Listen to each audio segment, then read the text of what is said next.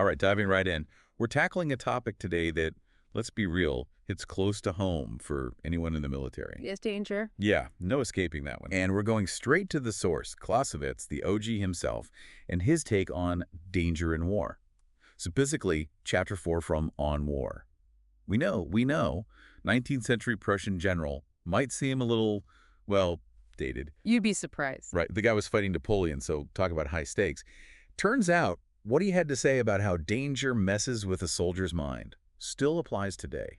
Big time. Absolutely. Clausewitz is standard reading in military academies even now, and for good reason. And he doesn't just jump into the heat of battle right away, does he? Starts with something a little sneakier. Yeah, he gets into how we think about danger, before we're even in the thick of it. That initial perception. Because it's different, isn't it, when it's theoretical, not like a hail of bullets. Night and day. He argues that early on we've all got this enthusiasm, this ambition, and it can actually blind us to how dangerous things really are.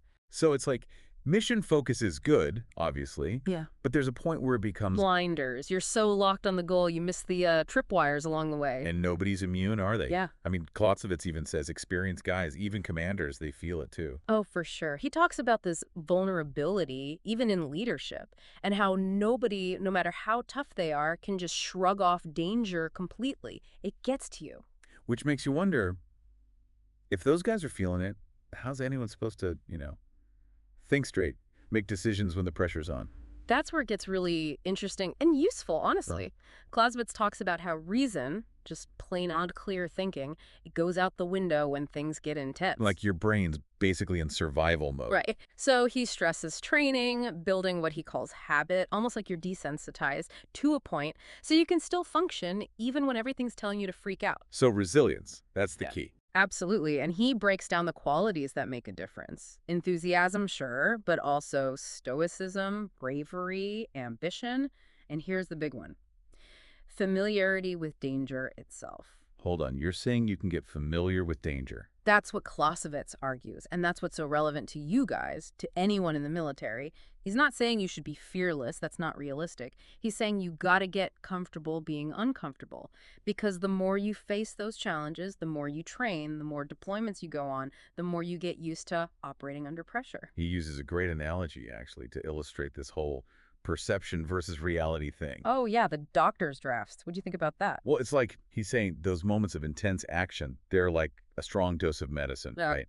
Quick, powerful, and... surrounded by a whole lot of waiting and anticipation. Exactly. Which, if you think about it, is a lot like military life, isn't it? 100%. And he says those moments, the firefights, the explosions, that's not really what war is most of the time. It's the buildup, the tension.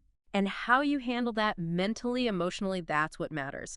Because Clausewitz says danger, it introduces what he calls friction, makes everything harder, less predictable. Throw the wrench in the gears. Exactly. And understanding that, how danger impacts, well, everything in war, that's critical for leadership, for anyone making decisions on the ground. It all circles back to those qualities he talks about, doesn't it?